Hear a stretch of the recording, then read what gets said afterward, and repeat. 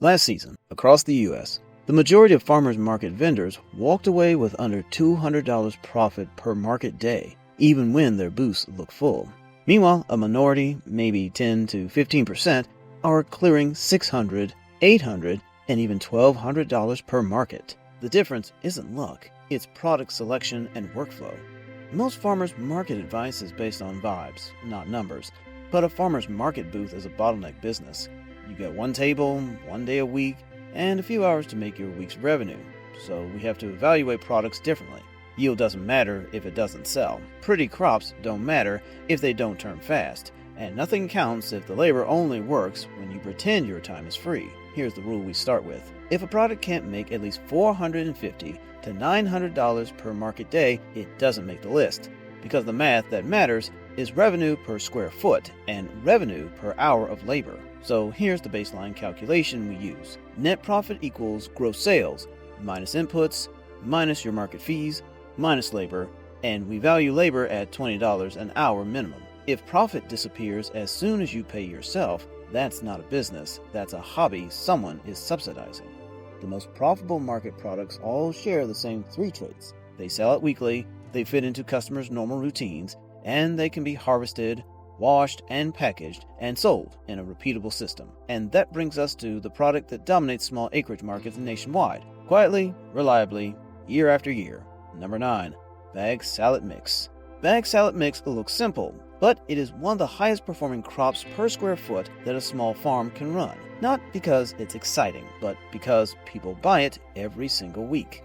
A single 30-inch by 50-foot bed, ground in cut-and-come-again rotation, will produce 8 to 14 pounds of salad mix a week for 5 to 8 weeks. Farmer's market price for a fresh, clean mixed salad is usually $12 to $18 a pound, depending on region. So that one bed brings in anywhere from $96 to $250 a week. Not once, but every week it is in production. And if you run 6 to 10 beds in staggered rotation, you're looking at $800 to $1,400 a month in greens alone. And here's the key. Salad mix is a habit food. It's not something customers think about. They just buy it every week. That repeat behavior is gold. You don't have to sell the idea. You just have to show up with greens that are cold, crisp, and clean.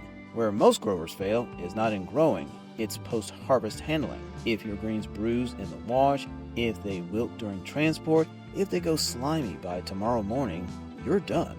The workflow is everything. Harvest early, cool immediately, wash cold, spin dry, bag with cold hands into cold bags, and keep everything in a chill cooler at market. No exceptions. The number one way growers fail with salad mix is trying to scale before they dial wash and cool. Don't build more beds until you can consistently produce greens that stay crisp for 5 days in a fridge. Storage life is your real yield. When you nail that, salad mix becomes the anchor product that customers line up for, and the smart play is to bundle salad mix, pea shoots, and radish microgreen. A full week of fresh greens, one bag, 2 clamshells.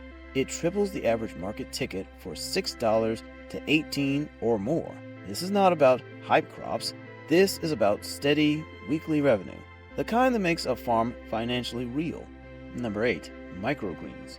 Microgreens are not a novelty crop anymore. They're a recurring revenue engine. When they're run like a system, a single wire rack with 4 shelves can hold about 15 10 by 20 trays. That's not much space.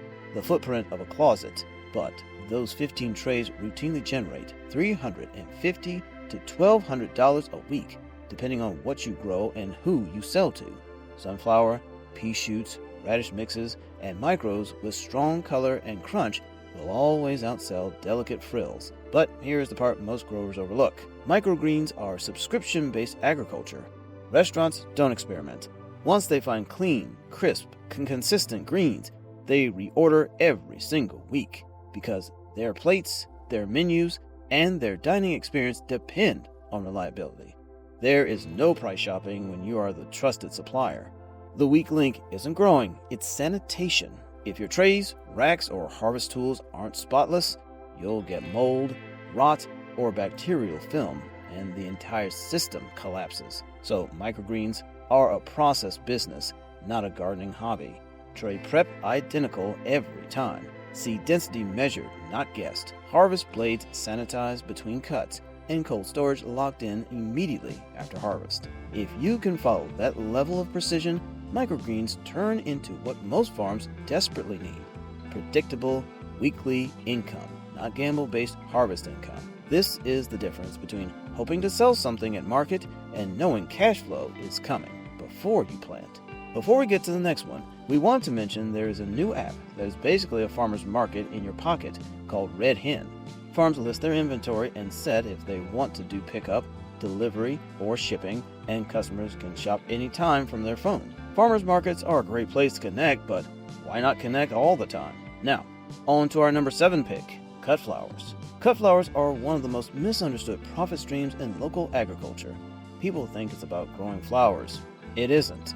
It's about design speed, color palette control, and emotional purchasing. A single 30-inch by 50-foot bed of zinnias, sunflowers, celosia, and fillers can bring in $1,200 to $2,500 over a season.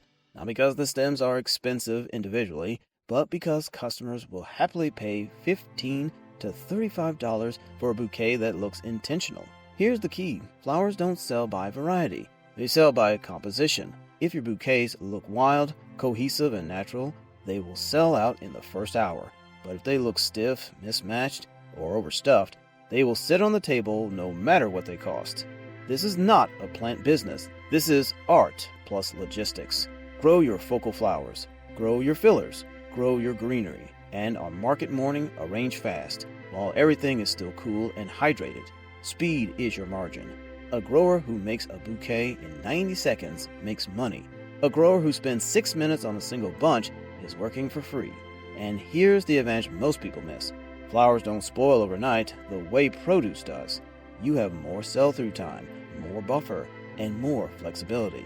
Cut flowers aren't for every farm, but for farms with an eye for color and discipline in the harvest workflow, they become a high-value, low-waste pillar of market day revenue.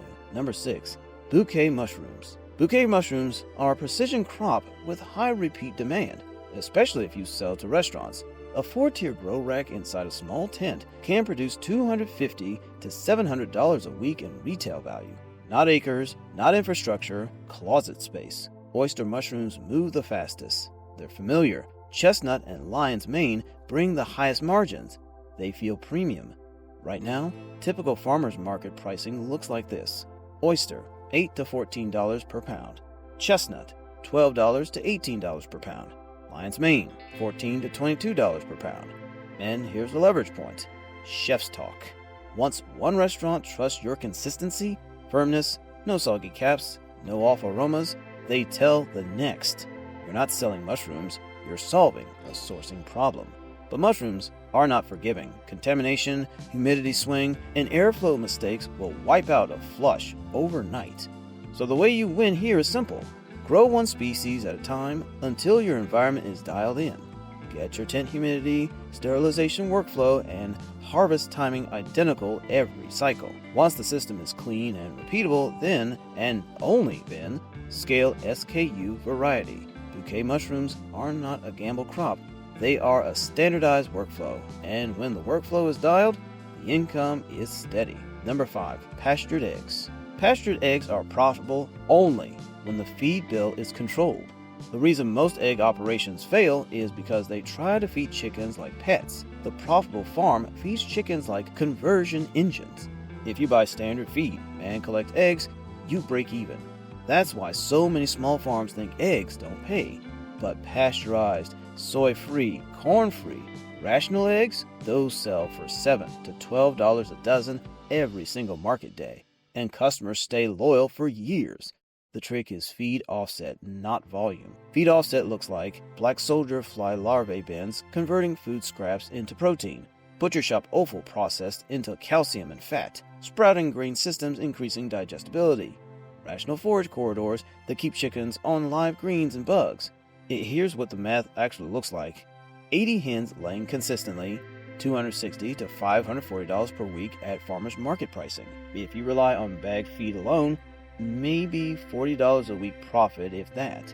If you reduce feed costs by 50 to 70% using forage, larvae, and scrap systems, equals $200 to $450 profit per week on the same flock. So eggs aren't the product. The product is protein conversion efficiency. Chickens make money when they're living birds in a moving system, not prisoners eating pellets. Number 4. Goat milk soap plus value-add dairy. Goat milk doesn't pay in raw form. It pays when it's transformed. Here's the math. 1 gallon of milk makes 8 bars of soap. A single bar sells for $7 to $12 at farmers markets, depending on scent, packaging, and branding. Your inputs, oils, lye, scent, wrapping, run $1.10 to $1.90 per bar. That means revenue per gallon, $56 to $96. Input cost per gallon, $8 to $15. Profit per gallon, $45 to $80. That is more profit than cheese, more profit than raw milk, and a whole lot simpler to stay legal with. Because soap is self-stable, no refrigeration, no rush to sell, legal in nearly every state without dairy processing permits, and most importantly, a repeat purchase product. Customers don't buy soap once, they buy every month, and they return to the person who makes one scent they love. And here's the real advantage. You're not just selling soap, you're selling scent memory. When someone smells a soap they love, they come back not for product, but for the exact experience again. That's how brand loyalty is formed at markets. If you're already raising goats, this is the difference between cute hobby goats and a real micro dairy income stream. This is one of the strongest ways to convert small livestock into real margin. Number 3. Small batch ferments. Ferments are farmers market's secret weapon. Why? Because they tap into 3 things customers care about right now: health, local food, flavor they can't get in stores. Pickles, kraut, kimchi, fermented salsa, hot honey, these are high-value, low-cost products. Here's a real number. A quarter jar of kraut costs about $2.40 in cabbage, salt, and jar. It sells for $9 to $14 depending on your market.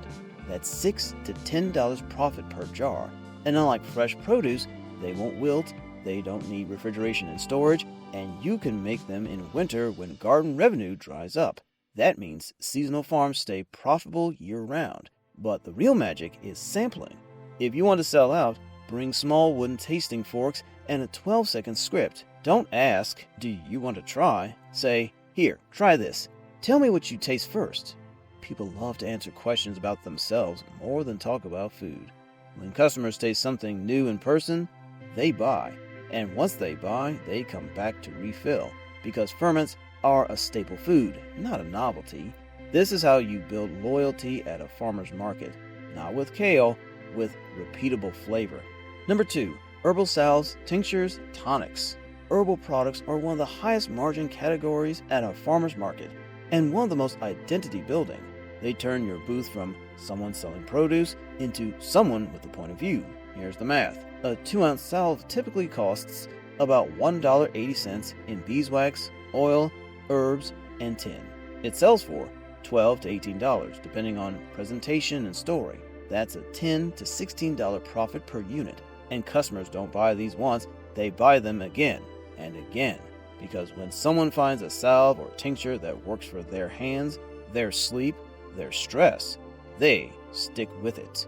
The key is how you talk about it. Do not market healing, treatment, or cure. Those trigger FDA oversight. Instead say, support circulation, traditionally used for calm, plant-based skin nourishment, herbal support for daily life. The language should feel like heritage, tradition, and care, not claims. The people who buy these are not just buying a product, they're buying connection, identity, and trust. That builds a customer base that follows you, not the price tag. Number 1. The combo that wins markets every time. Every profitable booth at a farmer's market has the same structure, whether they realize it or not. They don't sell everything. They sell 2 types of products, and only 2.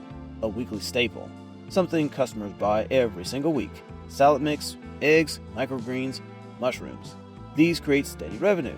An identity or emotional product, something that expresses who the customer is. Flowers, soap, tinctures, ferments, specialty jams. This creates loyalty. The staple gets customers to show up. The emotional product gets them to remember you and return to you. Examples: salad mix plus soap, you own the kitchen and the bathroom.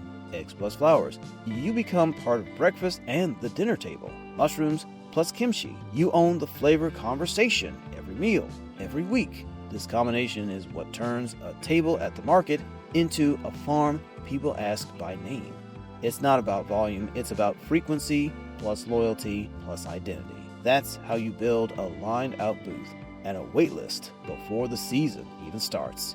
At the end of the day, farmer markets don't reward scale. They reward connection, consistency, and identity. Most people aren't coming to buy groceries for the week. They're coming to buy something that feels alive, grown, or made by someone whose work means something. So as you're planning your season, remember, pick one staple crop that you can produce every single week. Pair it with one product people emotionally attach to, and build systems that let you show up with the same quality every market day. That's what turns occasional customers into repeat income. That's what builds waiting lists. That's what makes your booth the one people point new friends toward. If you're already selling at markets, tell us in the comments. What's your weekly staple? And what's your identity product? And if you're just starting your planning for the season, we've got more deep dive breakdowns coming on pricing strategy, booth layout, and market psychology. Subscribe so you don't miss those. Because if you're going to do this, let's make it profitable, not just possible.